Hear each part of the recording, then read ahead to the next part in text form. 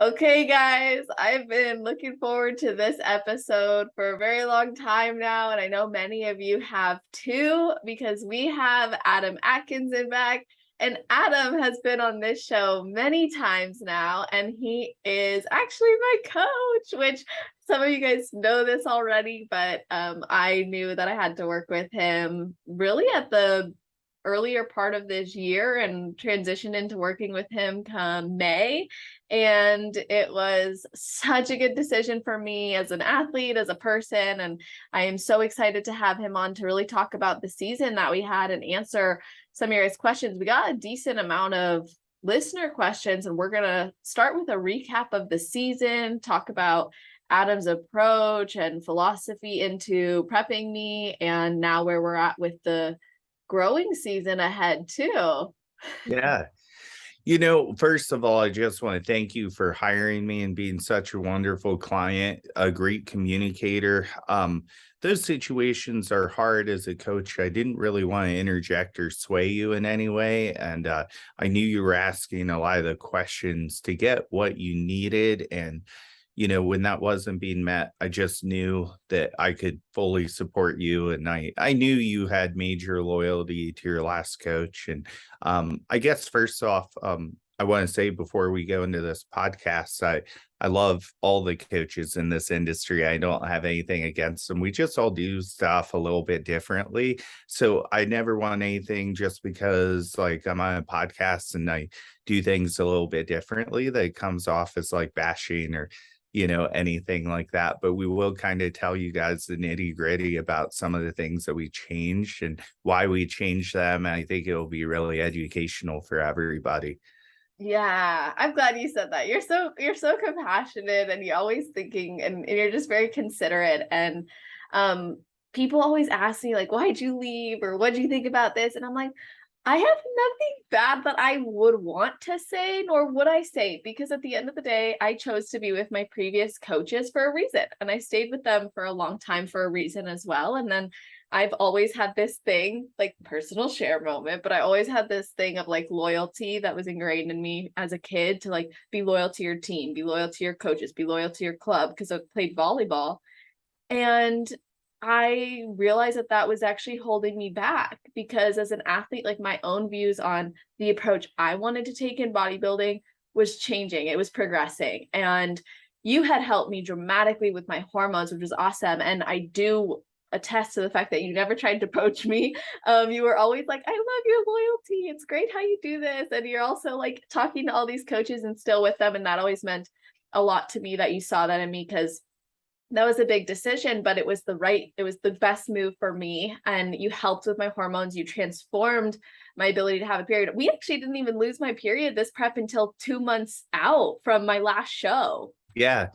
One thing I did want to touch on with that is you're really consumed with seeing a lot of different things that would make you curious. So like your loyalty with interviewing all these coaches and doing that and staying on track, a lot of people can't even scroll their Instagram feed without wanting to jump to the next diet, so I want to commend you for that and like sticking to things and making it work and giving it an honest good try. Thank you. Yeah. And so let's go back to May then, because I had reached out to you. We had our little conversation. I was asking you questions like what you thought about what I was doing and how we could progress. And I told you like I definitely want to finish the I should say the show I was in prep for with my previous coach, because it just felt right to me to do that. And I look back on those first two shows of my season. I was like, I should not have done those. Like, I was not conditioned. I was not ready. And I knew that at the time, but I'm so committed to just doing what my coach tells me to do that I was like, let's just finish it out. Know that I gave it the best effort, the final effort, and then move on. And so when I hired you, you actually started me out on a lot higher food and you dropped my cardio. It's almost like we did like a bit of recovery right off the bat. So can you maybe explain that thought process? Yeah, so we definitely had a lot of body fat to lose, and you were already pretty much in the gutter from a macro standpoint. You were doing a lot of training. There was a whole lot of stress, and I just remember a laundry list that shows that you had had I was like, wow, I was like, I'm gonna really have to steer her to not do these without upsetting her.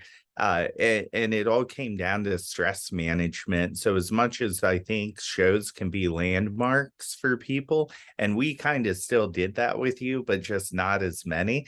So I felt like every travel, every, peak week, not that peak week's necessarily taxing, but just it's days that you could be spending in the gym doing cardio at home, getting good sleep, sleeping in your own hotel room, not worrying about or sleeping in your own bedroom, not worried about tanning appointments. So, we can focus on the training, dieting, and execute those things versus being kind of distracted by too many shows. But I think we needed to throw the ones that we did into the mix, which I'm sure we'll talk about later, just so we could have some benchmarks for us to hit and keep you motivated, because we really need to push hard and move fast. And I it all comes down to stress management. Your body can only handle so much stress. You obviously run a very successful business on top of everything that you were doing.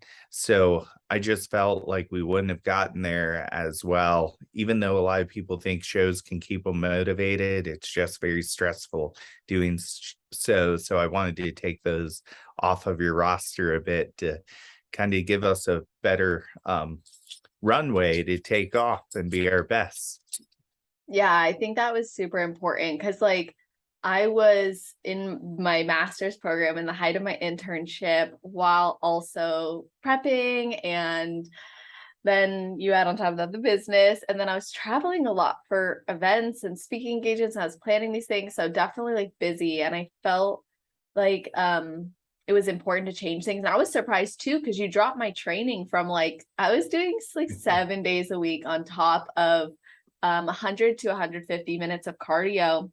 So you didn't have much room, and I was following a meal plan, making macro swaps when I wanted to. But yeah, I remember like you dropped my training frequency to be like 4 days a week in the beginning, I think. I think I went like 4 to 5 and kind of gave you the choice, and we went to Yes. 4 right away. And we did raise food to you. Celeste sent me a Google Doc folder like I've never seen in my life. It literally had every prep since she was about 2 years old in there. But you had so much information for me to go through, and I could just see where those sticking points were. And I was like, man, she just really needs some rest. So we did start with the higher macros. You see this a lot where people will say, I switched coaches and I started losing, and they gave me more food. The answer is not always more food, but maybe for a short term it is. We would love to believe that we can eat more and get ready. Physiology just doesn't work that way, but we do drop a lot of inflammation. We drop a lot of stress. We also give you the energy to push through that cardio. I'm sure your legs just felt heavy as heck doing Oh the my gosh. 150 minutes with that much training, and also trying to remember how your training really looked. It But was they're 3 days really a week legs, 3 days a week upper, and then it was hit for cardio. So like some upwards of 40 minutes of hit, and then there was a 50-minute like steady state in the morning. And then I was doing sprints between like every set. So my philosophy changed. I was like, I'm not getting the most out of my lifts by doing all this like jump squats and plyos. And I was like, that stuff's good every once in a while, I think, and I like it as an athlete. But I was like, doing this every workout, I'm not, I wanted to lift, and that was one thing. Oh, and another thing that I changed when I started working with you, aside like because I was now doing all macro tracking, I had never weighed my veggies before. I was always like, I won't be that person. I am now that person, and I'm grateful to be that person. But I also never weighed my meat raw. And wow, what a difference, because I like what I know as 5 ounces of chicken in the past, that is like now if I track 100 grams of chicken, it's probably like more like 50 grams actually cooked. So the volume went down and the actual accuracy, I think, of my tracking and execution, even though I've always been very on point, I just brought it to another level that required me to, I think, get even better results as well. Yeah, with macro tracking, it's more of a priority as a coach to teach. And, when you're sending meal logs over, that's where we catch those things. And I know that my process is a little complicated to start because you're sending daily meal logs to start. And I know even you were a little bit nervous about tracking macros, but I often sometimes think about simplifying my process, but what I would hate to do is get to really low calories and you just fill it with veggies because you think they're free. And a lot of people do that. And even people who I think I know how to track, who are maybe advanced level athletes, if we're in a situation where they're not losing and we go back to the meal logs and maybe they were like, I know how to track, they didn't do them when they started with me, I'll have them start tracking their steps because they're not losing, so I assume they're not moving, and then I'm like, let's look at your food logs. It almost always comes up that they're not tracking veggies at that point in time, or they have a food that's maybe too good to be true. But back to the training as well. Yeah, you were doing, I mean, lower body's really hard to recover from. Maybe if you're doing some glute only days, but your legs are some of the biggest muscle groups in your body, and you weren't really doing a lot of glute focused work. So, also with that rise in calories, we did hit your shoulders pretty hard. We hit your glutes pretty hard, and we really made those primary things that we were working on. And I think you were able to kind of achieve some growth in that diet break, but we had another show coming up, the Dennis James. So we really had to, flip that switch. And this is why you're growing so well now, even as an elite athlete. I've been getting a lot of DMs. They're like, wow, she's looking amazing. Really? Yeah. So cool. And it's cool. And I'm like, well, this is the first time she's really gotten to train, I think fully like a bikini competitor should. I do think there are times where the way you were programming is correct. To be honest, you get more of that athleticism, almost like I will say yours looked very much what I would assume an Ashley Kaltwasser split looks like, and that split looks like somebody who has what they need and they just need to maintain their physique. They enjoy the gym. They don't really need to grow. This is how we keep people that have a love for the gym in the gym when they are the criteria and they don't need to really make a lot of muscular changes.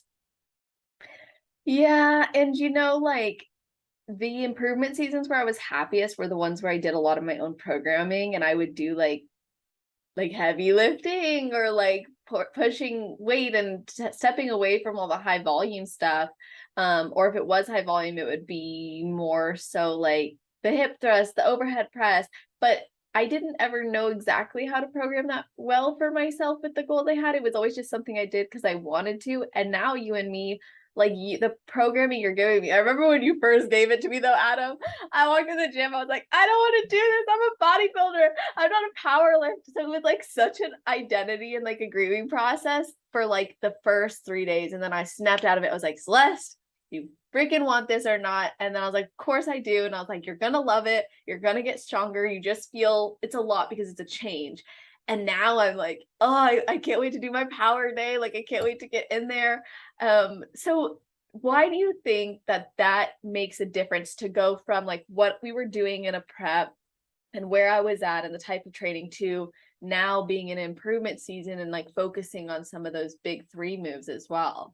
Well, now you're getting like myofibrillar hypertrophy, because all your activation is from your muscles contracting maximally because of the loads that you're lifting. So that's going to make a huge difference for you. And what's great is we've really stripped down your training and made it very simple right now. And your strength is just going up like crazy. Also just the confirmation of let's make sure that your form looks okay, and this is something that I've started doing with a lot of my athletes more over the past couple years. So if anyone is like a previous client, I'm always evolving, So I've caught mistakes I've made as a coach. You give somebody a program as an online coach, as an athlete myself, it's easy to say you expect people to know how to do those things and they don't. Or you just assume they do. And I'm amazed how many women can pose in heels but not squat correctly. I mean that in the most respectful way possible because I don't know how to pose in heels, but I can squat very well. You're pretty good though. You're pretty good at posing. I do okay. So it's fun to see that, and it's actually just fun to see those mechanical progressions, just like I had posted about Lauren last week. She brought her squat from like a 155 max to 205. And, seeing that linear progression's great. There's going to be a time where we move away from that type of training and we go more into hypertrophy, but we're really kind of focusing on the strength to move it into some hypertrophy ranges down the road. But you're also doing some accessory days as well. So we have a really nice mix, and I'm really excited about just really how this whole next year of growth is going to go for you.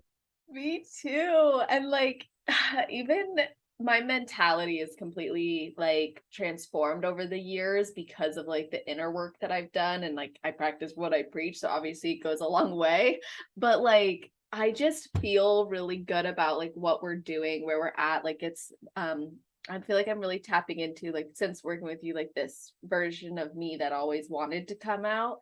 And you've really empowered me to, like, you seeing my potential, you believing in me, you have empathy, you have compassion. Like when people ask me how I feel about working with you, I'm like, he's amazing. Like he's not only like this amazingly smart, intelligent man who's going to teach you so much and explain things in a way that makes sense, but he's also going to be there for you and care about you.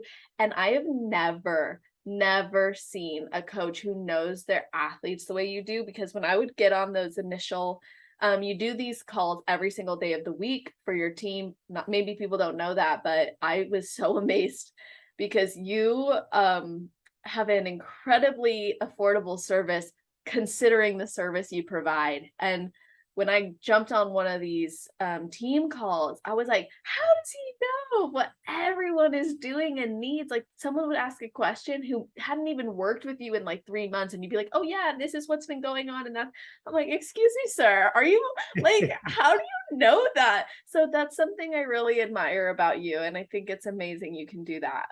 I may not have told you this, but I actually have a photographic memory. So one of the worst things someone can do is not send me pictures, like because it helps me associate like everything Huh. about them.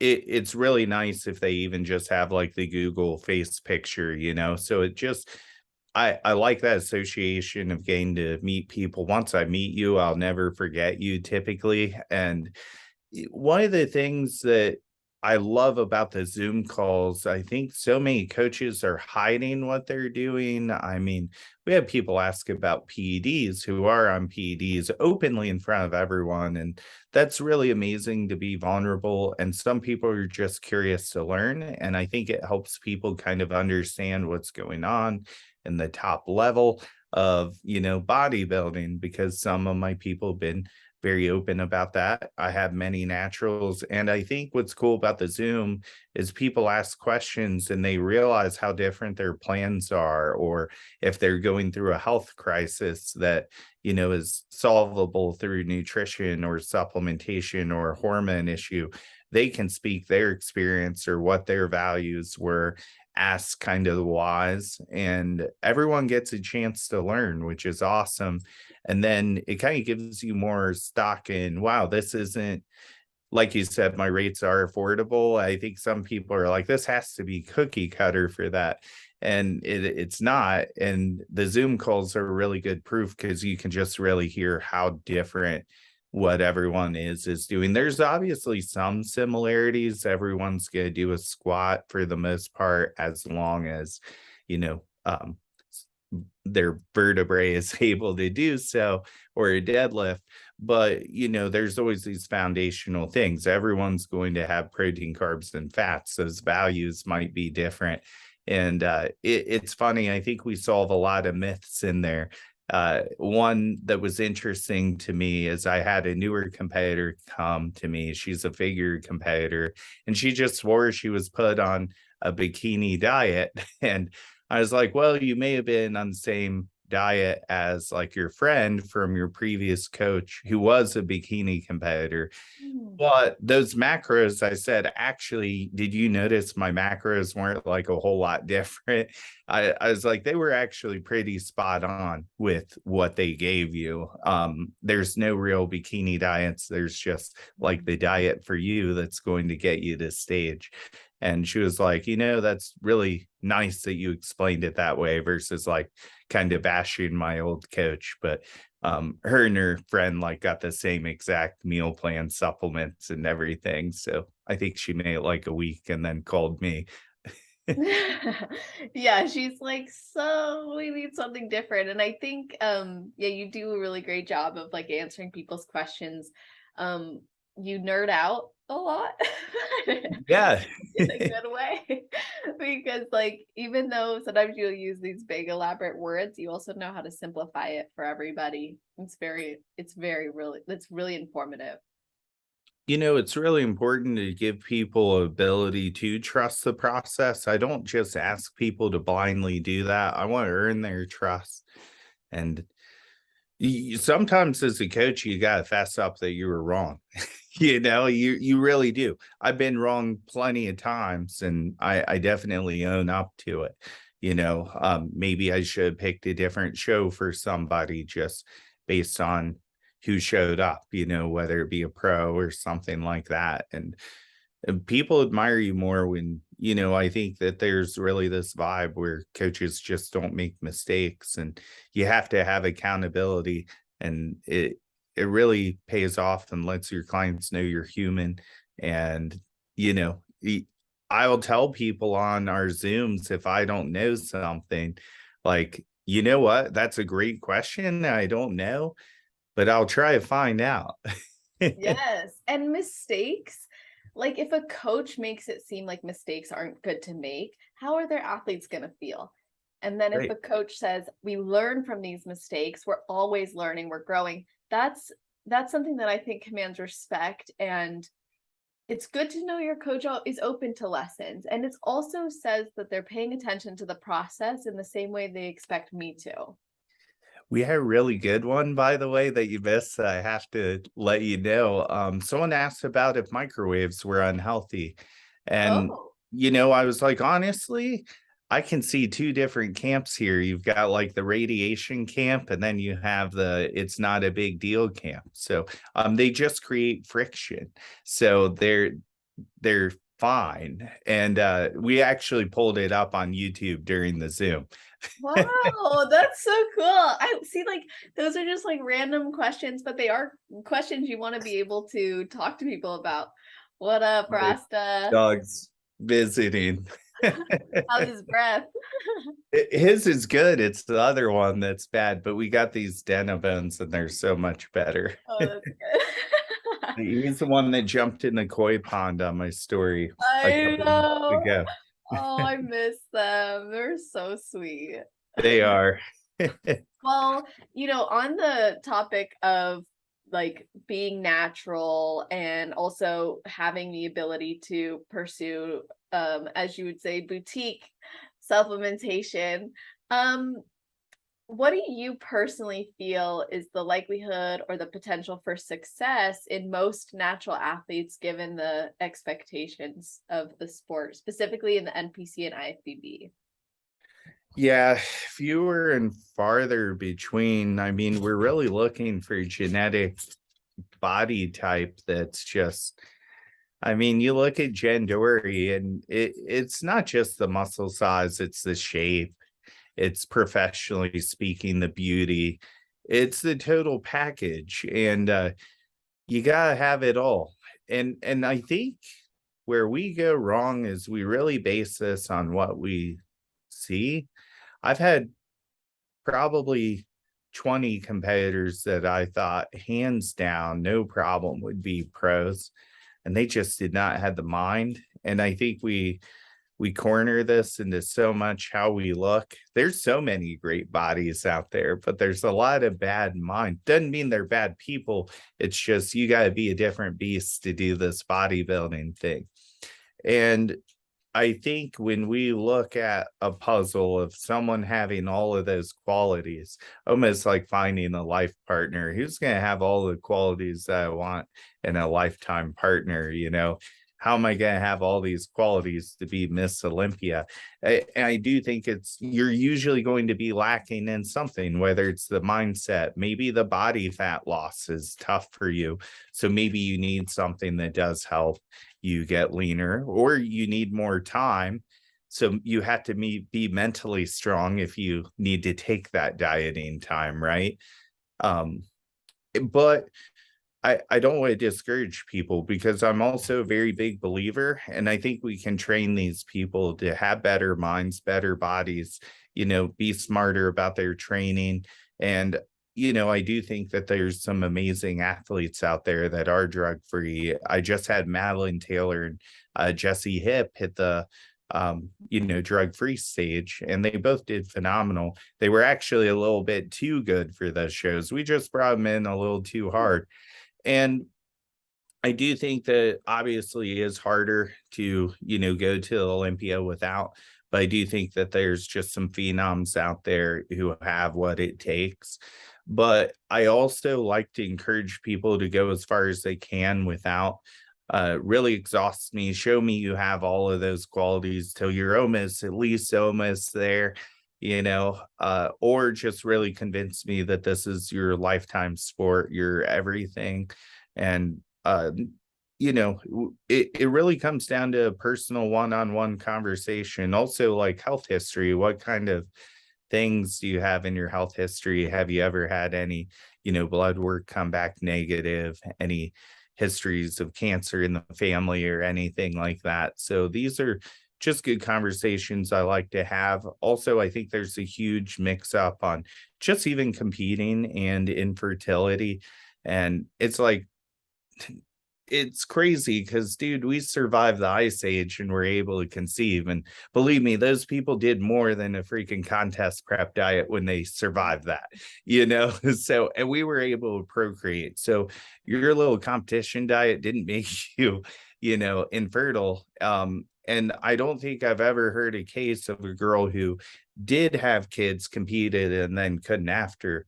But, you know, the statistics on infertility are growing as we evolve as humans. It just seems less, it seems more common people have, you know, fertility issues. For what reason, I don't know, but it's definitely not linked to bodybuilding.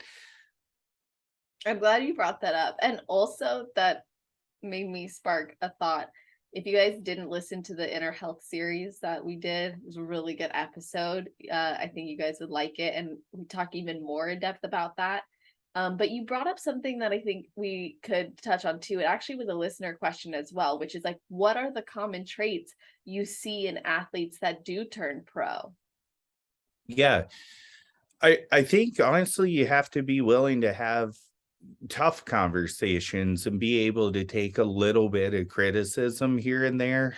And I've had to learn that I mean, I'm a nice guy. And I always will come from an angle that's gentle, but I've had to learn to not be as nice all the time, you know. And you know, I used to lose people because I was too dang nice, you know, and that hurt because, you know, you never want to lose anybody. So, you know, I had to clean up on that. One of the best things for me that helped me get over that was just the ability to do audio messages.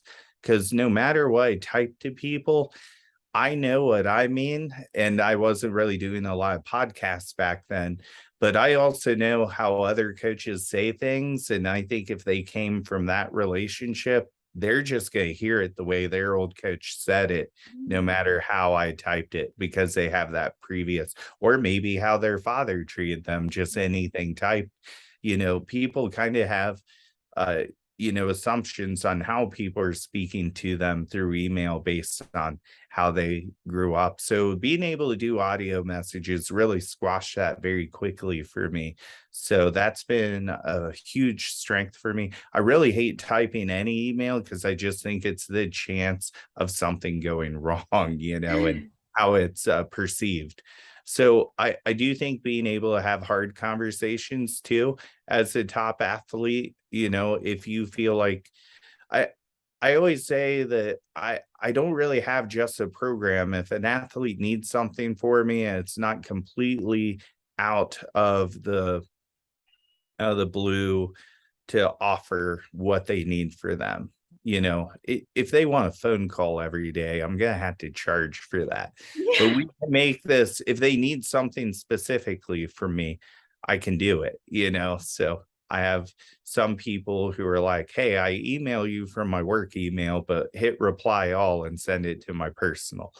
It, if they tell me they need that, I can provide that. That's simple. I don't need to charge them any extra. It's just kind of finding how you can give everyone what they need because no program's going to be set for everyone perfectly. So you have to be dynamic as a coach to what they need. You love using Google Docs, so that just the way you do it's a little different than what I'm used to, but it works. It just took me a little, and I would never change the way you did because I was so impressed with how much data you had stored. So I just have to know what folder I'm looking into, and I just have to make sure I'm in the right progress things. And you're always so good at labeling it, it's fine. So it's no sweat off my back. So in coaching standpoint, you do want to give people direction. You do have to set boundaries to an extent, but I also think I've learned to be more open and try to give people what they need or what they think they need as long as it's not too crazy.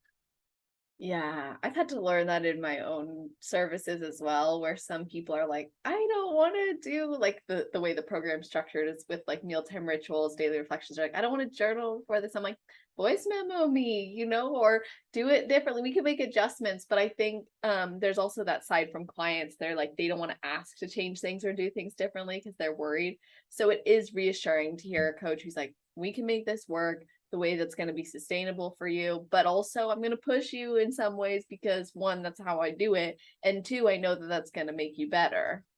Yeah, I was emailing a client last week and she was pulling out of her show she's going to do next year. And we were coming up, I think, on 10 minutes till the Zoom. And I was like, would you be opposed to like talking about this publicly? More so, you don't have to say you pulled out of your show. We'll just pull it as let's go ahead and make our plans on the Zoom with everyone there.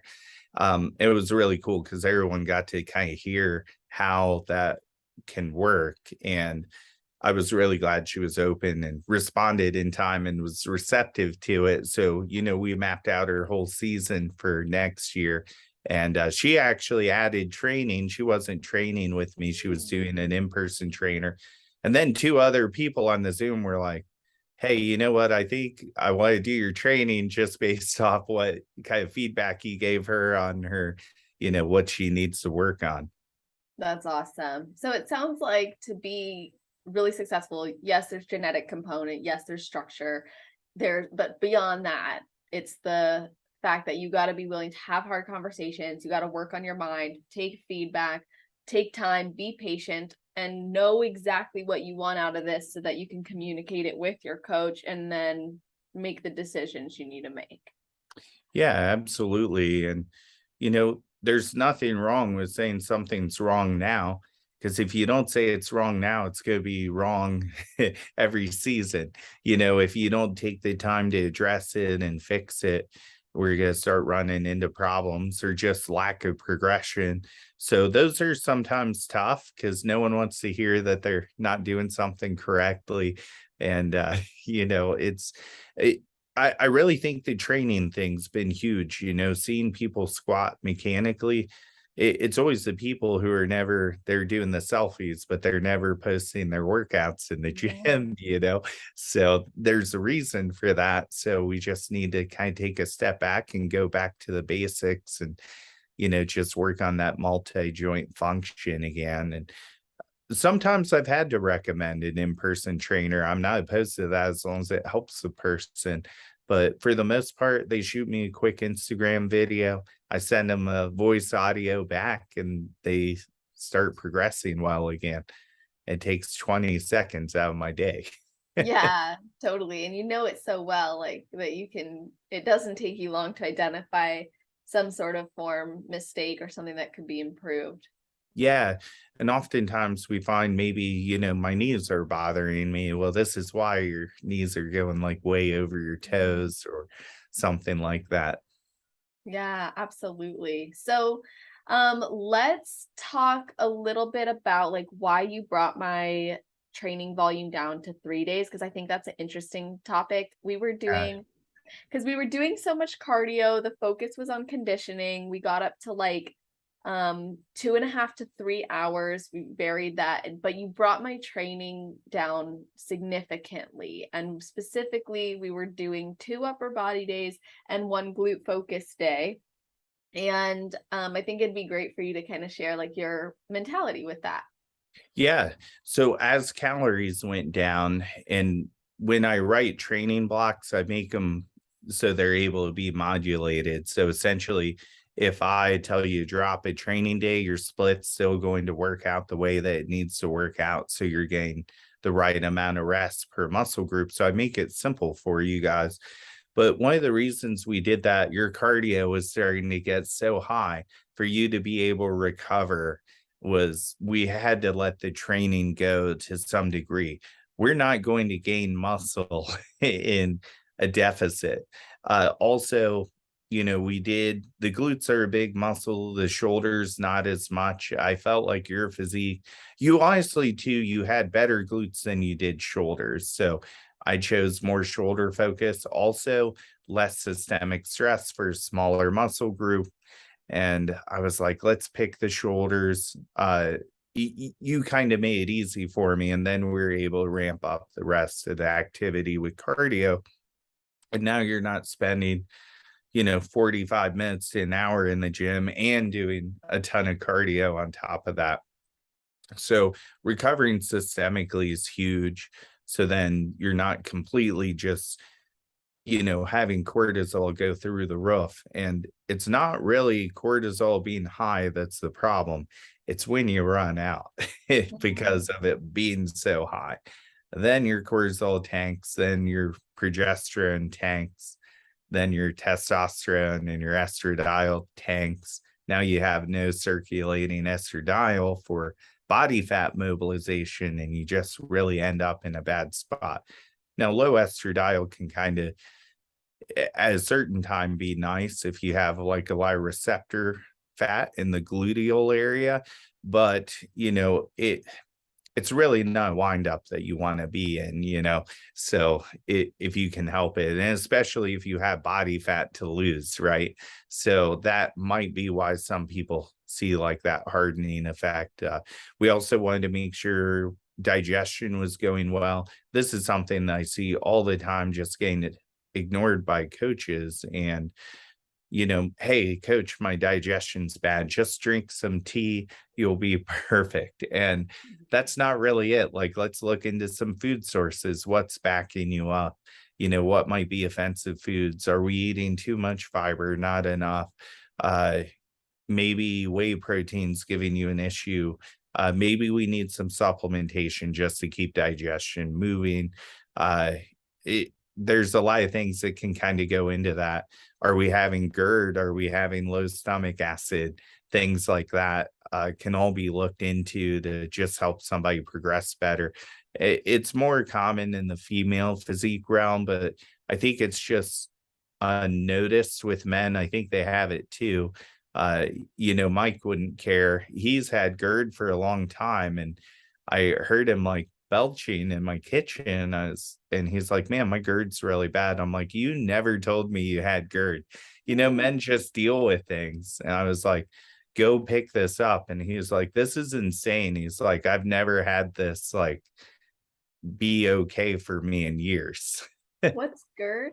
So it's where acid comes up the esophagus. And so it's usually from low stomach acid.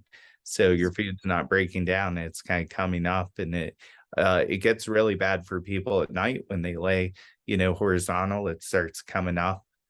Wow. Yeah. It's pretty amazing. Like, I think as athletes too, we're so tuned into our body, but we're also so used to turning off things because we're like, well, I must endure the pain, or I'm supposed to be pushing to a certain level. But what I'm hearing from you is sometimes less is actually more, and it's important to vocalize things going on so it could be addressed if possible. Yeah, absolutely. I also think that we increased training days a couple times when we did some diet breaks along the way too. Yeah, we did I have a don't decent think we amount of touched diet. on that, but just in those times where we lowered cardio, we would get training back in line a little bit more, maybe 4 days again. So we had some good breaks in there. We just had to. Yeah, those were honestly like taking refeeds or doing the diet breaks was so helpful. And it was cool because my body always responded really well. It was never a negative effect. I always felt better or trained better or would drop in fat. Like you could see I would tighten up as well. Something else that I think would be good to share is like throughout the season, I was getting some flack for how much I was doing, and people were like, "Aren't you doing too much?" And my response was always like, "Too much for who or for what?" Because Mhm. for me, it was like worth it for my goal and based on where I started, and I knew you were taking care of me. Like we would do refeeds. Sometimes we did like 3 to 4 day refeeds in a row, or we would like do a full on diet break. You did lower my training. So like I think there's, especially as a natural athlete too, like you kind of have to, I think, be willing to push in a different way. Yeah. Um, so like now, and just for people to have perspective, like we reversed. I was grateful to push as hard as we did because I think it afforded us to be able to reverse into the shows. Would you say that's like kind of what happened? Absolutely. And you know, you had great response to your reverse from being in such a deficit and having, this is why we were fighting inflammation and stress. So this is why we did so many diet breaks and, high calorie days. One thing that's interesting about this sport, people are the first to attack something that they don't think they can do because it Mhm. becomes a threat to them. So when people saw you were doing that much cardio, they said, um, oh my God, like that's too much. And it's like everyone's really different. People might say that with food, oh, that's too low, or I was in starvation mode. Like your body will lose weight no matter what. But at the end of the day, we're getting ready for a physique competition. So we want to maintain as much muscle as possible. Unfortunately, we have a negative history of seeing what happens when people don't have food and they starve to death and die. They were not so metabolically suppressed that they couldn't lose weight anymore, or not, even as a coach who focuses on hormones, they weren't so hormonally suppressed that they couldn't lose weight. You will starve to death and die if you don't eat enough. History has showed us that, unfortunately. So we almost make up these things to like protect ourselves from, pushing ourselves where maybe we could go. I'm not saying it's right. I'm not saying tank your carbs to zero and just do 3 hours of cardio. But, I think we become very closed-minded when we hear people say things like that. And those are usually, frankly, people I don't want, because when they're in the position of being 5 weeks out and food's low and cardio's maybe could be a little bit higher, I would hope that they'd say that's not too much. And if it is, you just need to come in with a subpar physique, and that's what it is. Exactly. Like I have this saying that usually gets me through a lot of things, which is accept what you can expect. So if you can expect that you're going to be hungry, you're going to be tired, you're going to be pushing, then you have to accept that. That's just part of prep. Similarly, if you want to make things easier for yourself, you have to expect the results won't be the same as if you were to push yourself just a little bit more, challenge your limits a little bit more, and then you have to accept that the results may not be what you envisioned because you weren't willing to do the work that would elicit such a response. So I think that kind of is like a champion mentality as well. Like you have to want to do the work, not just to win, but also to prove to yourself like what you're capable of and what you can achieve. And like I was able to learn so much in that process about myself. I proved a lot to myself. Like it was really a great thing, and it never felt like too much because it was all a progression, and I knew like what I wanted. I wanted to get on the national stage. So then comes July. So we just did Dennis James. July is coming up and I'm like, I want to do USA's, but you're like, let's hold back. Let's hold off on doing USA so we can really focus on North Americans, and we'll do Sin City between that. So why not USA's, and why do you think it actually worked in our favor to do, or do you think it worked in our favor to do a back-to-back peak from Sin City to North Americans? Yeah, so you actually kind of nailed my reasoning for that. And it was the back-to-back peak. We would be able to, if we did USA's, we would have had USA's, I think, 2 weeks, and then we would have done North Americans. The way it worked out, we could do Sin City and roll right into North Americans. And I'll say, I even saw this after your prep. You got better about 4 or 5 days after North Americans too, as we were loading. And the best peaks are the longest peak weeks. So if you can get someone to do a show, not binge post show, and keep rolling the food up, and they're not completely saturated with carbs, and you're still recovering at this point in time from a very grueling prep, you were just getting better and better. So that was one of my main reasons I could do, basically essentially forget that there's a show in there and call it a 12-day peak. Or it was a 12-day peak or 14-day peak, essentially, because North Americans was on Saturday this year. So that worked out in our favor. Also, just expense too. And I think that just ended up working out so much better for you. Then I was also situated in the house for you and Jess to I was just come and thinking stay. that was so fun. I got to spend a week and have the full See You Later Leader experience. Like it was so awesome. And I was so comfortable, had so much fun, and I got to try a lot of different Vegas gyms, but my favorite was definitely Dragon's Lair, and our workout we did together. Like that was so meaningful for me. And man, I think about Dragon's Lair probably like every day. Like just the environment and the vibe was so good. So now that we had the gym put together here, we still go to the Lair. We love it. It's probably our favorite gym here too. I like the Lair and Fit Club. I feel like they both have something different to offer. I can't really say one's better than the other. And honestly, if anyone's watching this and they're a little bit intimidated to go into those gyms, they seem intimidating, right? You're seeing the Olympians train there. Some of the nicest people go to those gyms. And I think we really need to get away from the meathead or mean bodybuilder mentality that was kind of thrown out there back in the day, from people that just don't understand it. It can be a very nurturing community. Oh, absolutely. Like the whole reason why most of these gyms start is because there's a bodybuilder who loves the lifestyle, loves the sport, and wants other people to feel the same way. So knowing that, like that should be comfort enough. Like we want people to be part of this community. We want people to be part of the lifestyle. You can go in there, you don't have to talk to anybody. You have nothing to prove, but it may be helpful to have an environment like that. And yeah, I think that's a good thing to have, is the exposure to a community that supports you.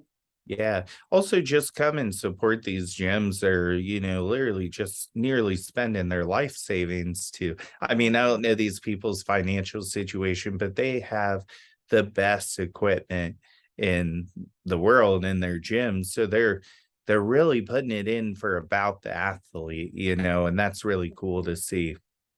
I will say, I much prefer Dragon's Lair equipment over Fit Club. I felt Fit Club wasn't my favorite. I didn't mind the environment, but I would say like their equipment was sticky to me. Interesting. Yeah. But anyway, someone did ask, what is your main goal with having moved from Ohio to Vegas? Yeah, that's a great question. I'll be vulnerable here. I'm in a position, I'm 40 years old. I'm not going to have kids. It's me and my dogs. Fran came out here with me. My wife came out here with me. My goal is to open my heart back up again.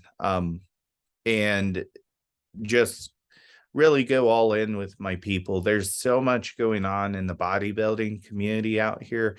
It's hard to want to go visit Ohio, and I understand that. Luckily, the opportunity presented itself to do so. My goal is for everyone to feel welcome to have the experience you had. Come here and meet me, stay with us, let us take you to check-ins and just give you a full show day experience. There's like, I think 14 to 12 shows a year here. So if I can do more shows with people, and I've only been here 9 weeks, I think I've gone to like 5 shows already in Las Vegas and had 5 groups of people stay with me. It's just been wonderful. It's like it's like I have my own kids now in a different way.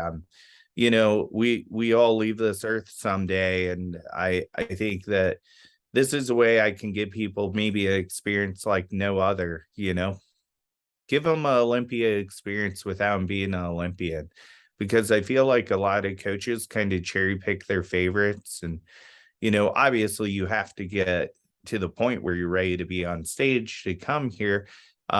And if we have to delay that date, the opportunity is still welcome to come here, and or even just for me to be at your show, whether it's a national show or something like that. I want to give people that Olympian experience without them being an Olympian, or maybe they become one. Yes, definitely. Now, from your personal perspective, I remember you sharing like this felt like a leap, like something that made you feel alive. So, taking this step for yourself personally, like, how do you feel it's changed you?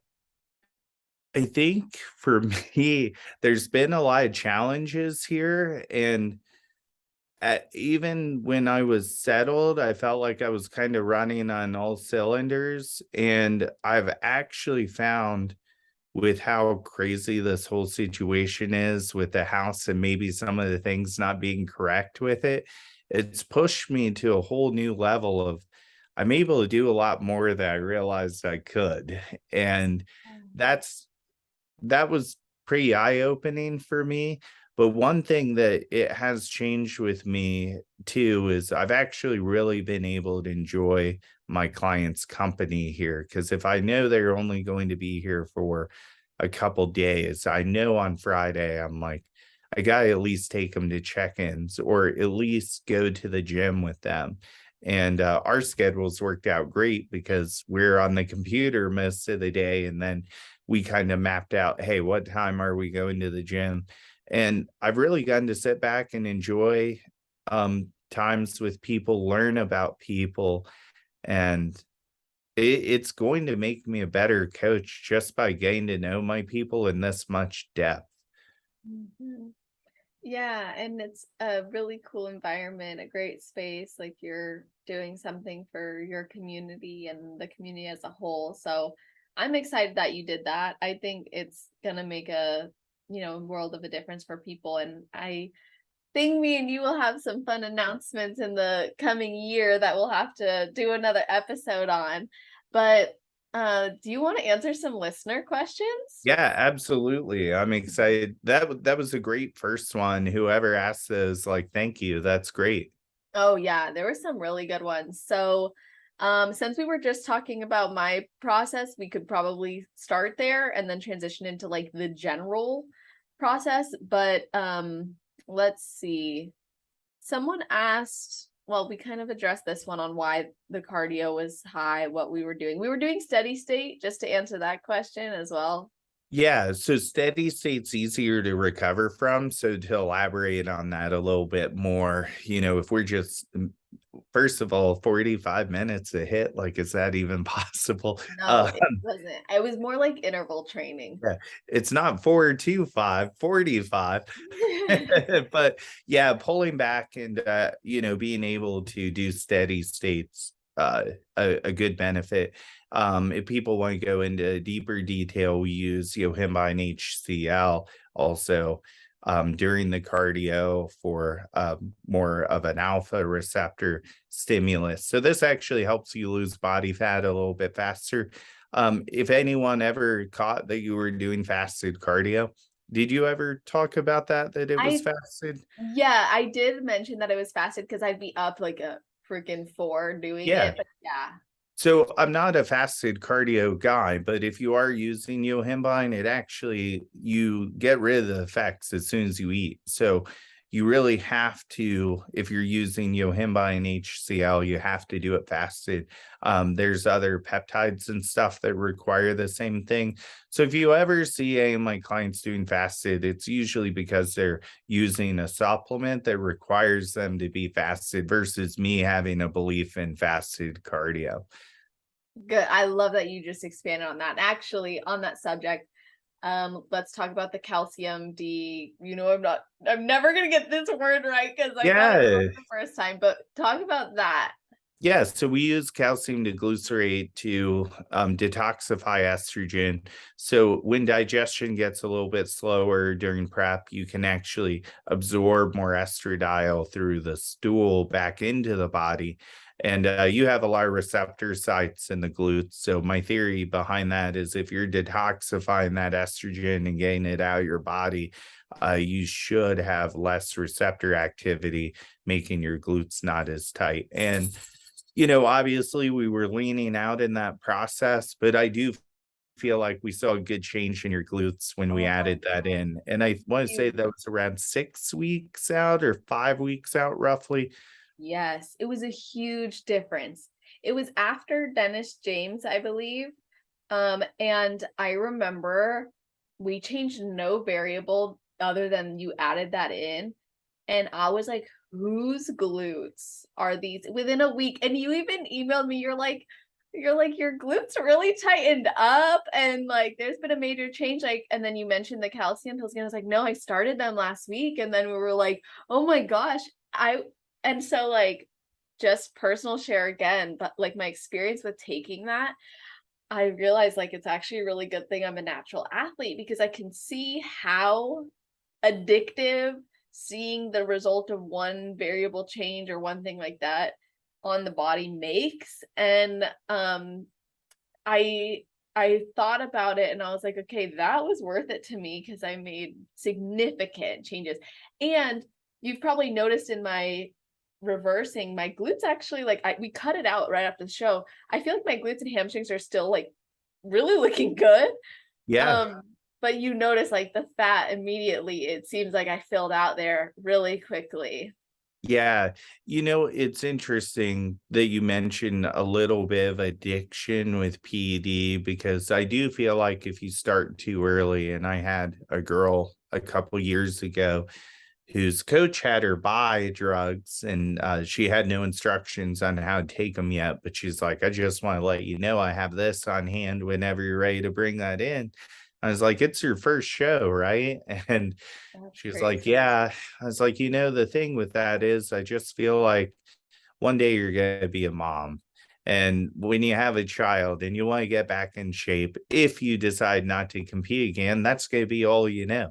And you're going to feel like you need Anavar, Clen, or, T3 to get ready. And that's not necessarily the case. So I really love to take first timers through to learn their body, learn. And drugs don't necessarily make it easy. I don't want to say that either. But I want to teach the foundational steps that can serve somebody for a lifetime. Yeah, I love that. You're so right about those associations we form too. The same thing is like if someone's following a really strict meal plan, they start to believe that's the only way to get results. And Yeah. then some people will feel that way too if it's like macros. Well, I've only ever done macros and I don't want to try a gut health protocol because I'm afraid that I'll start binging again because that's their former association. But we can change these associations, but it does matter how we form them as well. And you don't have to buy into a camp. There might just be a time you don't want to think about things and go back to a meal plan. There's nothing wrong with that. And you don't have to tell the person that posts, 20 meals, fancy meals a day that fit into their macros that you're a meal plan person. It doesn't mean you can't be friends. It's just a preference. Yes, exactly. So, okay, so what actions, now this I think could apply to other people too, but they asked it regarding me, but they said what actions were taken to improve hormones in prep, which I don't personally understand that question, but I thought if I posed it to you, you might be able to interpret it. That's actually great. So I would say the biggest thing was the relief of systemic stress. So pulling down the training volumes with cardio. But the caveat of that question is, are we doing anything to improve your hormones during prep? Absolutely not. We're actually reaching a state of survival, which means hormones are going to downregulate. So, but understanding that is important, and then understanding how to upregulate them quickly after is even more important. And when you're just talking about reverse dieting isn't enough. You need to test, not guess. And I keep seeing all these coaches doing tons of podcasts on reverse dieting and how it's healthy for their hormones, but they can't tell me which ones. Like it's also like, do you even check?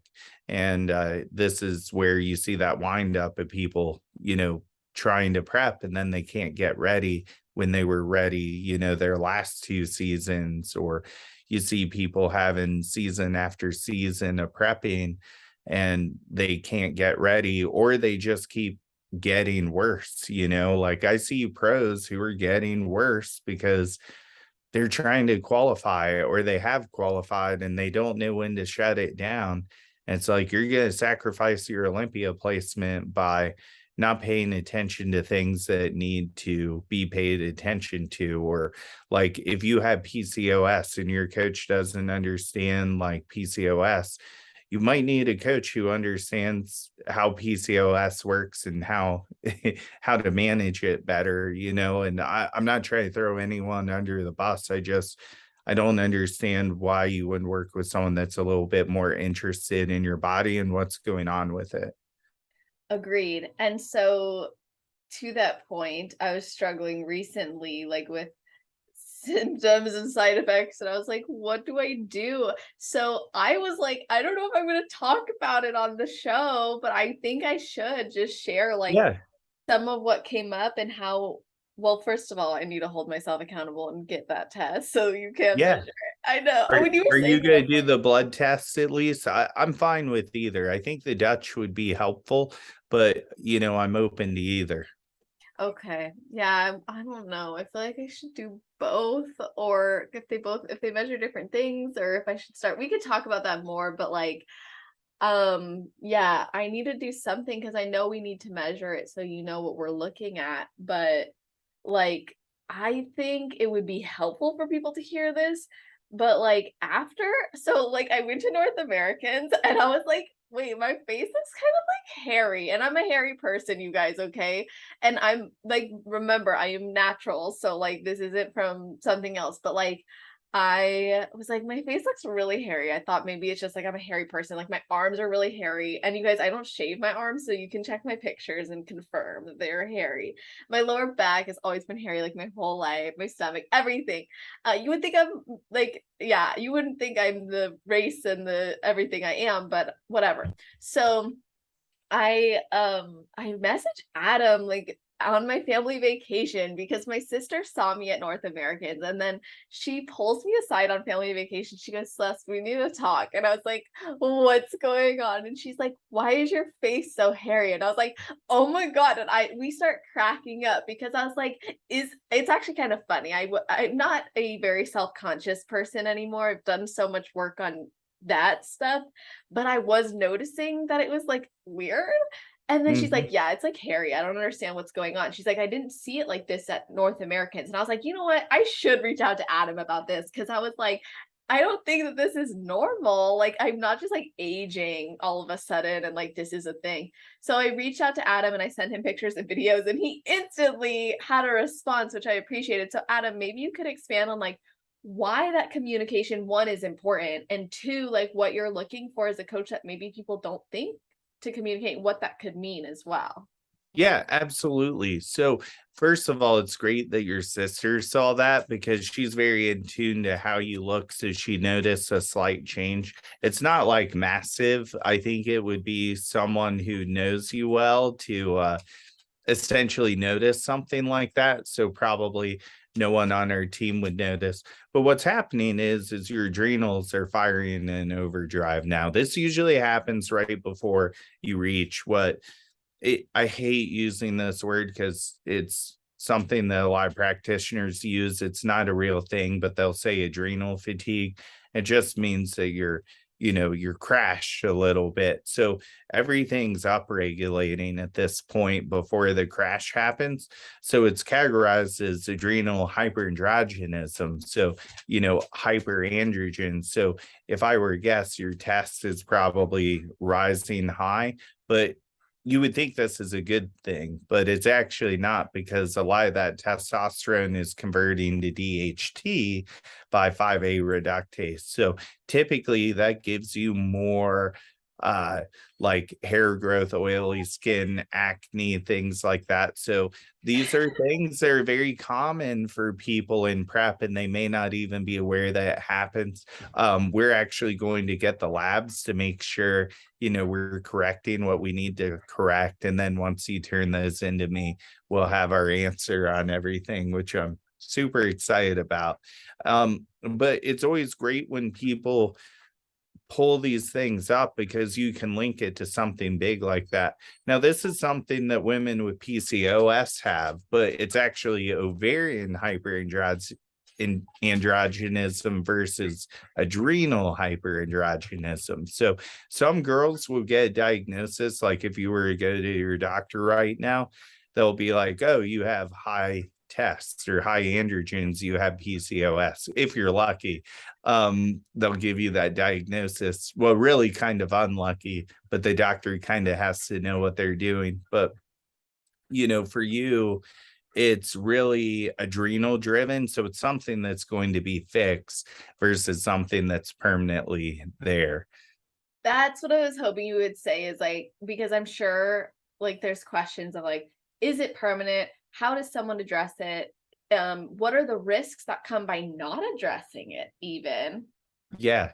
So the big risk would be noticing that kind of stuff and just continuing to prep and prep and prep, or getting a misdiagnosis, just assuming you have PCOS. I actually had a really famous model come to me for a hormone evaluation, and she was like, I have PCOS and it's really hard for me to lose weight. She's not been able to model for a long time. So I was like, let's get some blood work done. I look at her blood work. I was like, who said you had PCOS? And she was like, my doctor. I was like, when did you get tested? She used to compete back in the day. And I Oh. was like, I was like, do you have those labs? And I was like, I can see why they thought you had PCOS, but this was all prep related versus anything else. Wow. So that's from really like pushing and pushing while being in a deficit. It stresses out the body. Despite mitigation of risk, it can still happen. Yep, absolutely. Okay, well that's good. I feel like that's so insightful because that's not something I had been aware of until it happened to me. So I'm sure there's people listening who are like, okay, so then this is another question that came up. So which one would be better to ask? So I guess we'll start with this one. There's three more regarding me. I'm not this popular, you know. But is there anything you would have done differently? Get you sooner. I really had to. I'm glad this question came after, because a lot of this happened because we had to go off of the blueprint, and This is the question, right? Could we have waited and had better prep? We probably could have. Would you wanted to? Probably not. And it's always a hard balance as a coach to say, this person's hiring me to achieve their goal of competing. And I thought that you could get there. I think that we got there very well for what we were starting off with. I think it will be much different with us being able to do the whole prep and the whole off season and get to grow. So yeah, getting you sooner in the process, I think would have been nice because then I would have had a better framework to work with. I actually would have started your prep probably sooner, to be honest. But we also kind of talked about how you had a lot of stress leading up to, everything even before your prep. And if people follow Celeste, they know what that is. So, I just wish I was a part of your process before. Another part of that I want to say too is just being able to put more muscle on you prior. The only reason we needed to get that lean and be that low in body weight is because to show that muscle, when your muscle's smaller, you need to be leaner. So your body fat percentage might be higher. Like if you think of Ronnie Coleman, the dude was 300 pounds. He can be 9 or 10% body fat and look shredded. Somebody 200 pounds is going to have to be 6%. So we may be around the same stage weight or so, but your body fat percentage may not be, lower by any means. So that's something to kind of keep in mind. So I kind of wish we just had time to put on some more muscle prior with some proper training, but those were all things I couldn't control. I can't think of anything else that I would have changed. We really had a pretty smooth operation going on. You were a really good communicator. I can't think of any hiccups. I'm actually going to let him downstairs. Can you hear him? He's A being a little little nutty. bit.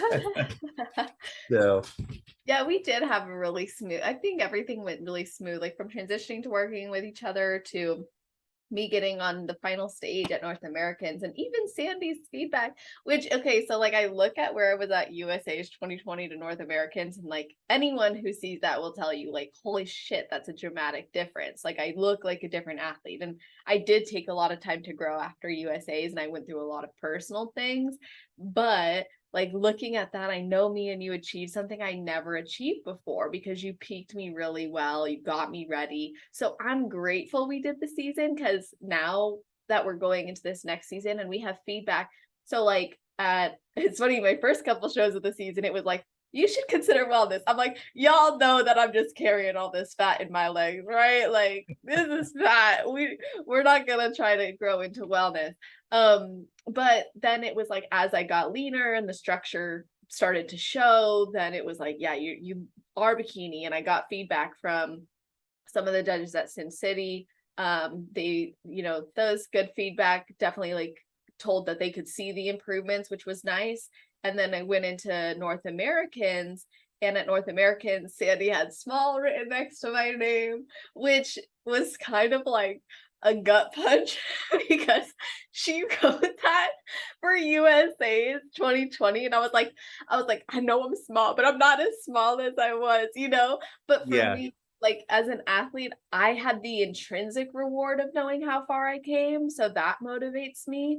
But yeah, now we're focused on building. And initially the intention was to take a year and a half off. And then I went to the Boss Buddies retreat. And then I won the thing from Joe, which I've developed a nice relationship with Joe. I'm actually talking to him tomorrow. So part of me is like, well, we'll see. But you kept me grounded and you were like, let's just see how you grow. So this leads me to another question. Someone asked, what do you think is needed for Celeste to be more competitive? Which obviously we've yeah. got judge feedback, but you know so much about me now.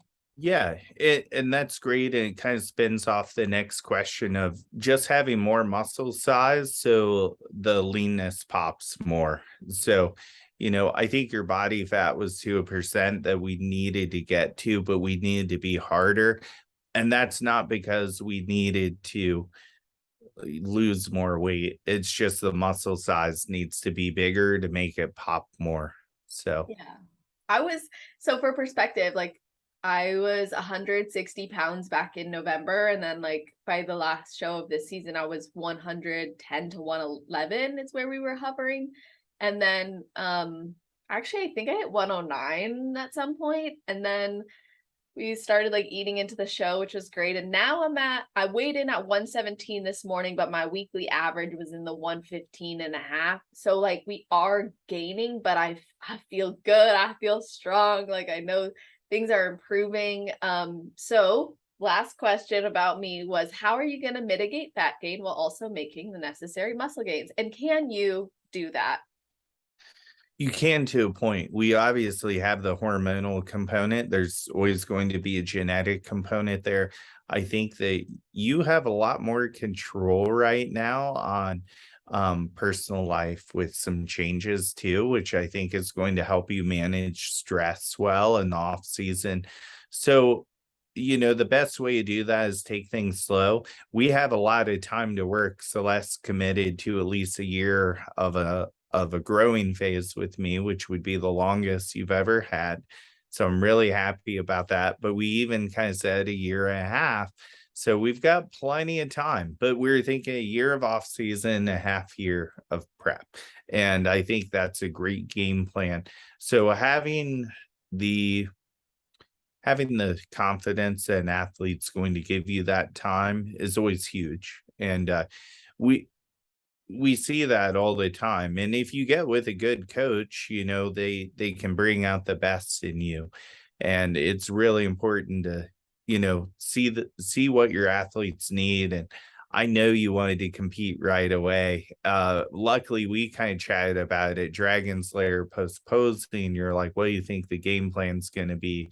And I was honest, and you're someone who can take that feedback prior to a show. Some people, I would tell them that and it'd destroy them, and then they'd say, well, am I not going to do well here? And you didn't say that. You're just like, I'm getting excited for that. I'm like, that's great, and let's still go to North Americans, see how you stack up against people. And yeah, I think bigger shoulders, bigger glutes, which will make the waist look smaller. You've got a small waist, so the structure's really there. So it's just enhancing that muscle size, just like Sandy said after we had already kind of chatted. Yeah, it was exactly like almost verbatim. Like when you were standing there, we were getting feedback from her. I was just thinking of our conversation at Dragon Slayer. I was like, we literally like we already knew, but and then Joe, I got feedback from him when I met him in person. I showed him my pictures and he's like, cover your upper body. What do you see? I was like, my legs look good. He's like, yeah, they look awesome. They're pretty much like where they need to be. I mean, your glutes, they could pop more. He's like, but I think with size that happened. He's like, but in the front pose, amazing. He's like, cover your legs. What do you see? I was like, oh, my upper body looks small now. And he's like, yes. So he had the same feedback and he's like, your structure's perfect. You have a lot of room to grow. Take your time, do it slow. So I think, we're doing everything that would be expected and would be Also, necessary. want to thank the person for that question, because I get the idea they look up to you because they were literally like, what do you think she needs to improve? So somebody's viewing you as a perfect specimen. And even though we want to improve as bodybuilders, we should be happy and grateful, like where we got. And I do believe, like, when we first met for the first time at USA's, from that USA's to when we actually got to work together, you've made massive improvements. So, Yeah. that's a great question. Yeah, that's a great perspective. And like you said, the personal changes in my life, like some of you guys don't know, but after USA's, not only did I get sick with the vid, but then 2 months after that, my mom suddenly passed away, and that was extremely traumatic. And then I think my body held on to a lot of that trauma as well, and I was still executing on this lifestyle. And then when it came to start a prep for this season, I started in November. Like that was right after I moved here, started my internship at the same time. And then then as we were leading into these last two shows, I broke off a 7-year relationship. I feel like I got a divorce, you know what I mean? Like there was a lot going on. So I think I graduated and I got my national certification for counseling and like all these things. And I think most people would still be disappointed in how their season ended if they didn't place. I'm like, I won in so many ways. I overcame so much. I was standing backstage and this girl I knew from Instagram asked me how I was feeling, and I started crying at Sin City. I was like, why are you making me cry? But I started crying and I looked at her and I was like, I am so fucking proud of myself. I was like, I feel so good. I made it here. Like, I've done so much. And then when I didn't place as well as I wanted to at Sin City, I was like, oh, okay, remember how you felt backstage? Remember that pride? Remember that pride? So I think a lot of people put too much on the placing, on the outcome, and not enough on the process, on the growth, on the progress, on the lessons, on the life changes. Like there's build more than just a body, more than just macros, as you say. Like it is so much deeper. And as athletes, I think those who have longevity in the sport have it because they prioritize the process and they respect the process and the sport, and they're willing to take that feedback because they know no matter what, you always got to get better anyway. Yeah, absolutely. There's so many different body types. You have no idea what's going to show up on that stage. And granted, there's a criteria, but I mean, there was a true novice girl this weekend at Vegas, and I couldn't believe it was her first show. She's probably gonna go nationals and win her pro card. She looks fantastic. Did she win the overall in true novice? Did she won the overall and everything? She swept the whole show. She even beat my girl at Ziri, who I thought was for sure going to take that show. I later found out Ziri was second, but I was like, that's why I'm here in Vegas. I'm up against some of the best coaches in the game and some of the best athletes in the game. Yes, so competitive. And at Ziri, freaking I saw her posing routine today. I was like, yes, she looks so like she nailed it. Yeah, she did. And she's a wonderful person as well. Aww. Well, I think you do a wonderful job empowering your clients. I appreciate you taking the time to talk about my journey, help other people understand it. Now, there are a few more questions that came up for an overall perspective. I'll take as much time as you need, so feel free. I love the time we spend together, just in general, and like this is so special. I hope everybody like I don't know. I love sharing you. Even before you were my coach, I always just so admired you, and I feel grateful and blessed that I get to call you my coach now. Like, and like you always are so humble. You're always like, I will earn my clients' trust. I will like work hard for them. I'm like, you do the most. Like, you really do. Well, thank you. You're welcome. So let's see. I did not. Oh, changes in approaches you take when working with someone who currently has or had struggled with a binge eating disorder. That's a really good question. Well, sometimes I actually do refer them to Celeste. It's a great network. Oftentimes, though, you have referred me people who have worked through your program, and you just have to be aware that that's there. And then you also have to be aware that they may not tell you. And that's always the identity as a coach. There's the warning signs there with how I track data for my athletes and how that data is put into the spreadsheet. If there's some funky stuff going on, and, we need to find our way about that. And I'll just simply ask people, how is their consistency? I'm patient. No one ever has to worry about getting booted unless it's like something really bad, like where they're hurting other people. But, when you're binging, you're only hurting yourself. And I want to help you through that, and that can be a me and you conversation on how can we help you get better. Something I've done recently that I really like, Instagram's a really wonderful tool. People love to use it. I've had my athletes message me the end of the day how their day went and if they were able to hit their macros with no errors. I think knowing that they'll get a chance to engage with me at the end of the day is very helpful. If we do that for a couple weeks, you kind of sharpen that axe, right, to chop the wood. And you're just sharper, and you're back in a groove. You see the fat loss happen, you're motivated again. uh it, I actually heard a podcast the other day where the guy said the moment you start negotiating with yourself on if you're going to hit your macros or not, the moment those voices get in, it's the moment you lose. So you're going to negotiate less if you're going to have some extra accountability. And again, kind of like from the beginning, I'm not going to charge somebody extra for that. It's something they need, and as my job as a coach, it's my job to try to find a way to make it successful for you, you know.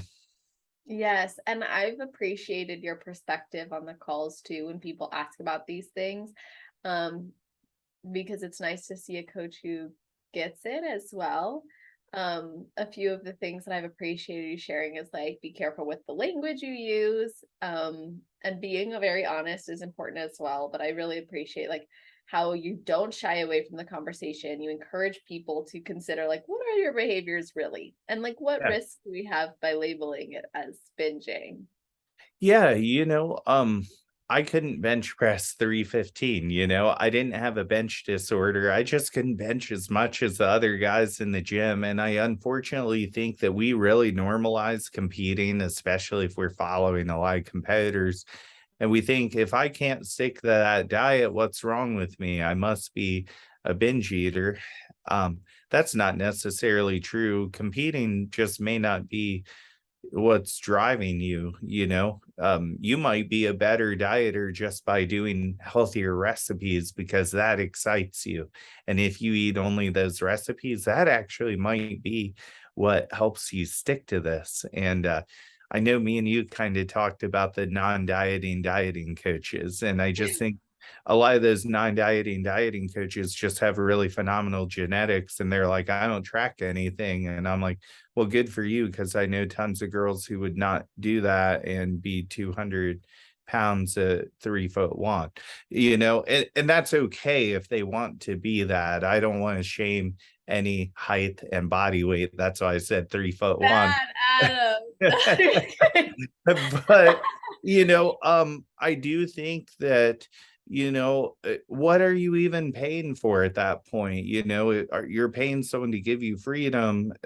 That needs to be within you, and also within your reasons on your body and what you want to achieve for yourself. And I think that's where actually professional counseling comes in versus like, and I think we're really kind of robbing very high level professionals of positions that they should be in, that they're not getting these clients because of, just a program that I can't even define what it is. Yeah. So like, I don't want to go on too high of a soapbox here, but I will. I will. Um Yeah, I kind of opened the door for you here. And this is why I love and uh-oh. respect you. Uh-oh. Anti-diet culture is weird to me. Like the whole anti-diet and I am like don't need a diet. Food freedom is found in this way. I totally disagree. I totally disagree with the all or nothing mentality that's perpetuated by the all in mentality that we saw with a very famous influencer who was posting her journey with the all in. Okay. What does this message send? It sends the message that in order to get the results you want, you still have to go to extremes. Isn't the purpose to be able to show yourself that you can work towards or achieve your goals while also having mental peace of mind? That's my message anyway, is like you can achieve your physique goals while achieving mental health goals, while having peace with food and your body image. Because if you blame diet or bodybuilding, guess what you've just lost? You've lost personal responsibility. If you don't take personal responsibility, you do not learn the lessons. And it's hard to feel guilt. It's hard to feel shame. It's hard to feel those negative things. But the more you avoid it, the bigger the problem gets. So you can join a little community that's anti-diet and tell you you're beautiful no matter what while you feel like crap. And you are beautiful for who you are, but if you don't feel good, like you're walking around, you actually physically don't feel good, your health is at risk, or you're putting things in your body just because someone online told you to, like, and you're not even taking discipline action. And discipline is such an amazing gift for ourselves. And when we have something to aim for in our lives, we're going to be more fulfilled anyway. So you join this community, they tell you to let all that go, remove the pressure, live easy, live comfortably. That's freedom. Freedom for who? Freedom maybe from standards and expectations, but why don't you create your own standards and expectations that you can adhere to? Okay, I'm done. I will continue this rant like forever. Like people are like, Celeste, we want to hear a podcast like of you. And I'm like, I don't know, not until I'm a pro. It's my motivation. But like I'll continue this rant if I go. But I'm just totally against the all-in mentality. I'm totally against that because I just think it actually perpetuates extremes rather than resolves the mentalities that led to the extremes in the first place. And we just use the word disorder too much. Like, I look at my speedometer when I drive to keep me safe, not because I have a disorder.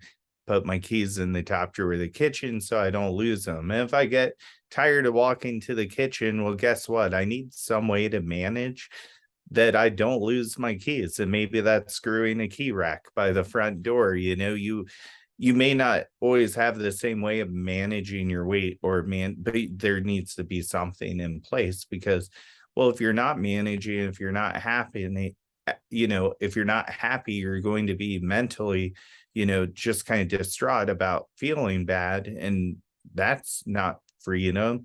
So, kind of end of rant, but I wanted to kind of add that in at I'm the, glad that you yeah, did. yeah.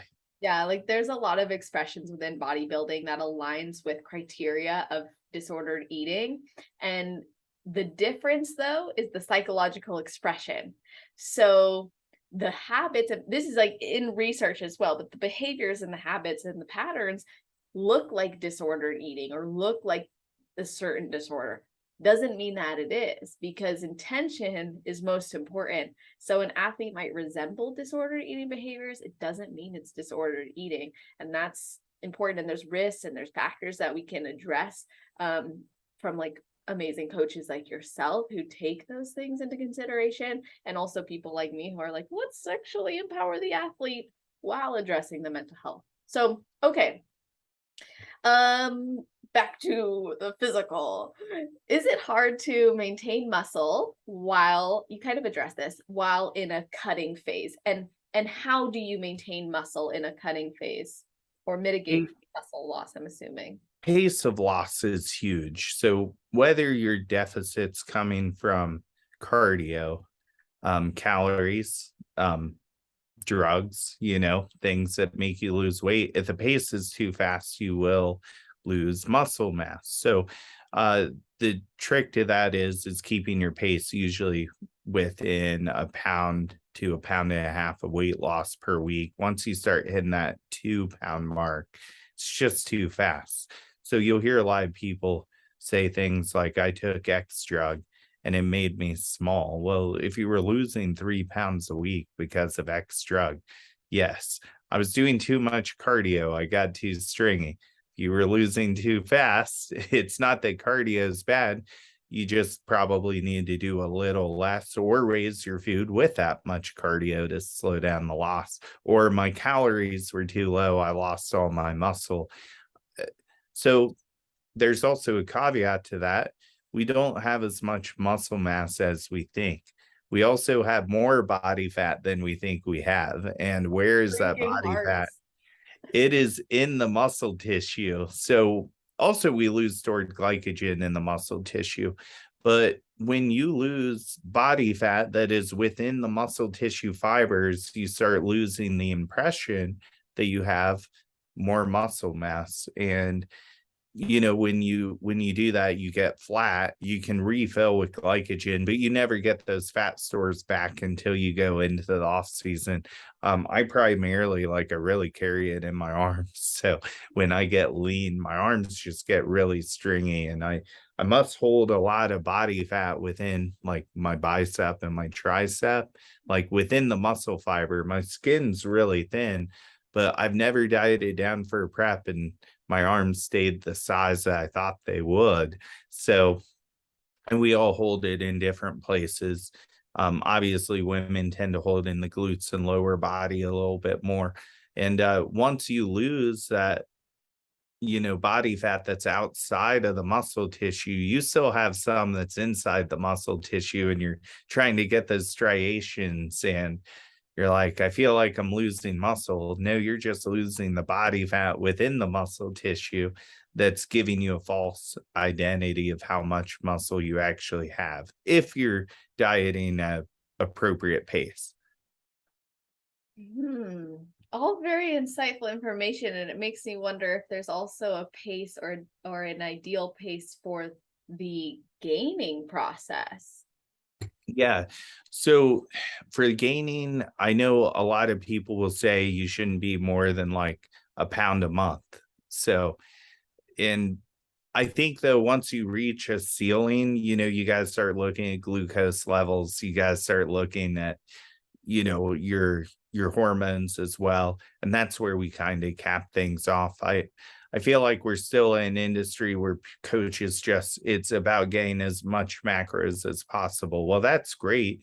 But what if you're fueling, diabetes or, let's say they have high blood sugar and, high cholesterol, like for a guy, I mean, that's not healthy, So I won't be the first to say bodybuilding's healthy, but when you have high glucose and high cholesterol, now you're giving a place for those oxidized particles to stick. That's not really healthy. Women maybe have a little bit less of a risk factor. Maybe not individually. Some might have more of a gear towards heart disease, but it's mostly men. But you just don't want to be having high blood sugar all day just from eating a ton of carbs. And I'm amazed how many women will come to me and they're like, I I have digestive issues because I'm eating so much. I'm not even digesting the food, or they have super high blood sugar and their coach just never even looked into it. They just wanted to push their food up as high as possible. So it's smart. You got to increase things in a smart way, in a considerate way, and understand there's other variables than just your macros or weight that needs to be gained or muscle that needs to be gained. Which, as we get higher with you, we'll actually start looking at your blood sugar levels. So, Okay, cool. More data. yes, exactly. Which I know you've seen the fasted blood glucose section in your Yeah. sheet. Yeah. I'm all up for it. I think it's cool. Yeah, it's definitely helps you learn a lot about people. And there might be times we do little dips to just make that blood sugar lower. Okay, that's interesting. So it seems like everything, of course, is individual. You're mitigating risk by tracking as much data as possible. In a prep, you got to be careful with losing too quickly because you might be sacrificing more muscle than you are fat. And in reverse, what I'm hearing, or in an improvement season, what I'm hearing is like, yes, you'll need to gain weight, but not at the risk of your health. So not with putting things like how you actually function at risk. Yeah, or track things when they're important. I'm seeing a lot of people track steps constantly. I'm like, God, how monotonous must that be? And I'm getting a lot of girls from coaches who are forced to track their sleep. It's like, well, what if they don't have a problem with their sleep? Why are they writing down an arbitrary number every week and they're just writing an 8? I think sometimes when those start being 7s or 6s, they forget because they're just writing it down for no reason at all versus saying, oh my God, I'm not sleeping well. Yeah, absolutely. Like, I realized I got addicted to caffeine in my prep. So I'm pulling back. And then I was like, my sleep's been so, like, since I got from my trip, I was like, my sleep's not been good. And I was like, Celeste, what have you not been doing? You weren't taking your supplements consistently because you felt like you needed a break. So shame on you. So I started on my supplements again. And then I was like, I've been drinking way too much damn caffeine, like too much. And I was like, so if I could control those things. And then I'm like, oh, and then you stay up and justify working. rather than like Mhm. just shutting things down and not saying yes to one more email or one more text. So, or like one more reel on Instagram that's addictive. But Yes. like I took responsibility for what I needed to change. Suddenly I started sleeping better. Oh, and I was like, and my apartment's burning hot because I never run the AC because I don't like having my hands and feet always cold. But then last night my AC went out and I was like, I only slept like 5 hours. And I was like, that's a variable that now I know it did impact me because when I was sleeping with the air conditioning on, I was getting more sleep. So I think as athletes, like we want to track everything, we want to learn, we want the data, we want to know, but there's a time and a place for these things. Like you said, like you had mentioned earlier, maybe track steps if you're noticing certain things are like there's data that's not coming through that maybe should be and it could help. But to do that all the time or to track everything all the time, maybe that's not as helpful for an athlete. Yeah, I think it can just be more stress about the number. I've had countless athletes in their off season tell me their coach has them track steps and they're like, I'm wanting to go to bed. And I realize I have 900 more steps. I'm like, that's pretty anal retentive to make your clients take 900 more steps. And well, don't be afraid to let your coach know that that's disrupting your sleep. Tracking those steps is probably causing you more stress than what the steps are actually helping you. Such a good point. I find that true with so many things that we fixate on, whether it's the type of food or the food itself or tracking food or making things a certain way, scheduling. So much of it's just our perspective on it. Yeah. Now, if we're in a prep and we move food down and you move, 2,000 less steps because you're exhausted, we may have just canceled out the deficit that we just made. So that's where it's important to say, why is the weight loss not happening? Yeah, love that. Okay, so the only other question, which you kind of addressed earlier, but I'll ask it just to give you an opportunity to expand, which was, are there supplements that can enhance a natural athlete who has been consistent with their training and nutrition? I do like 5A hydroxylaxygenin. It's actually made through a lot of different companies. So I'll pin Core Nutritionals out there. They have a product called Bollock. So I do think that that's relatively beneficial. When you look at what ashwagandha does for recovery, KSM 66, I think that that can be a nice enhancement as well. If you want, specific dosages, you can look on, like, I really like Examine. They've got a lot of great stuff and they really tell you about the grades that are important. So buying just regular ashwagandha isn't, necessarily a great thing. You actually want KSM 66, which is more widely studied. And that's actually the grade and how it's processed and collected to be a good product. So when you kind of go cheap on your supplements in some specific instances, you really are getting what you pay for. But like supplements like vitamin D, a lot of them are fine, so you really do want to do the research. So if I can pin, a resource that I like to use, I really do like to look at Examine. I think it's like, I want to say it's either 19 or 9.99 a year. It's really cheap. Maybe it's 90. I can't remember. There's a Oh, nine in there there's a somewhere. nine. Get ready. But it's a great resource if anyone wants to plug in on there.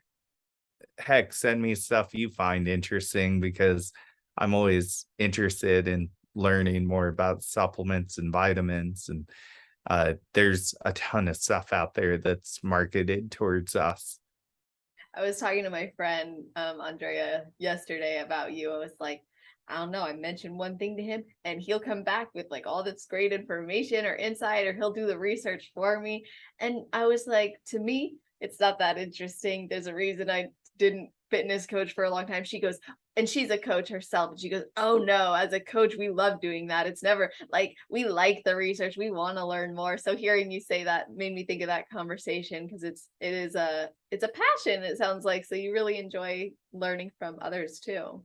It can be boring at first, and one thing I'll encourage listeners to do where it becomes very fun is when you get one tidbit of information and you may have studied it 2 or 3 years ago, and then you study something else, and for some reason, there's a connection between the 2, and then you're like, "Oh my god, this is huge," you know?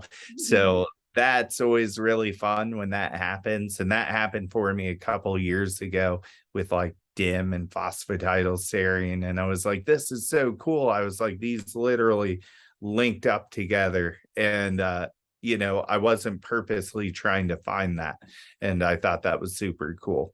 That is cool. So, those were all the questions, and I think that's everything that I had written down for us to cover as well. So, is there anything we didn't address that you think we should have? I don't think so. I mean, I think you had a wonderful season. I was really happy with how everything came together, and, I just loved your passion going out of the season into something new.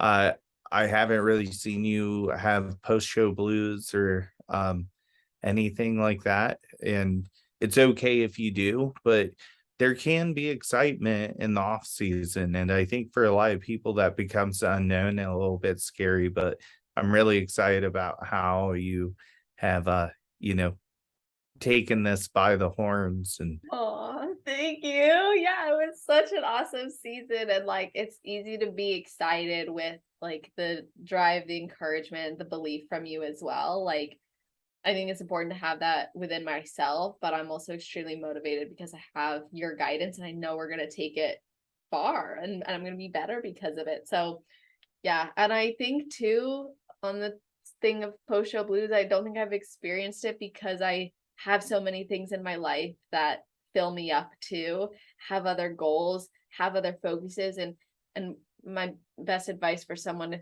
if they are worried about having post show blues, set yourself up for success by not just identifying other goals outside of bodybuilding and within bodybuilding. Like I'm really enjoying the strength going up. I was really motivated to keep my like be on point with my macros because I find the data fun. Like I'm identifying the positives, but also like know what your values are in life and how that is satisfied by entering a new season. That's I think a really big key for mitigating post show blues because you have the same level of commitment and drive because it's all based in your values. yeah, I think having a realistic why as well, and a why that you can control, if you're prepping to get a boyfriend or have someone you want to be interested, these are all things you can't control the outcomes of and can make it very underwhelming if those things don't happen. And yeah, so always make your why something, tangible for your perspective, realistic. And I think you do a really good job of having a purpose behind everything you do. Thank you. Thank you. I try. I feel like that's what keeps me like clear. So I appreciate you recognizing that, saying that, and also for taking this time to talk today and bring this experience to other people. So I want people to be able to maybe reach out to you with either follow-up questions or inquire about working with you. In the past, you've shared how they can connect, but I'd love for you to do that now too, in case this is the first time they're hearing. Yeah, so I love a face-to-face interaction. So if you message me through Instagram, that's the best way to get a hold of me. I can see who you are, see, maybe a little bit of history, family, all that stuff. So just send me a message on Instagram, or you can go to my website, seeyoulaterleaner.com, or you can just email me at adam@thedietdoc.com. Awesome. I'm going to put that in the show notes page, you guys. That's always on celestial.fit/podcast. If you're listening to this episode right when it's been released, it'll be at the top of that page. If you're listening in the future, scroll down to the category section. It's alphabetized, so Adam's name's right there at the top. You can click on it, and you're not just going to see this episode, but every other episode we've ever done. So if you are listening to this and you just want to hear the other ones, it's all there. In addition to the links and ways to connect with Adam, there's also a full breakdown of every episode from a summary of the episode timestamps, and summary of the topics covered. So you'll know exactly what to tell your friends and teammates to listen for when you share this with them. And tag us after you listen. Let us know what you thought or what your main takeaways were, or maybe what it sparked in you. And if we answered one of your questions, that you appreciated it so much, because Adam's such a giver and I'm so grateful to have had him on. So grateful for you guys asking questions. And with all that said, Adam, thank you so much. Thank you. You're welcome. Have a wonderful rest of your day, guys.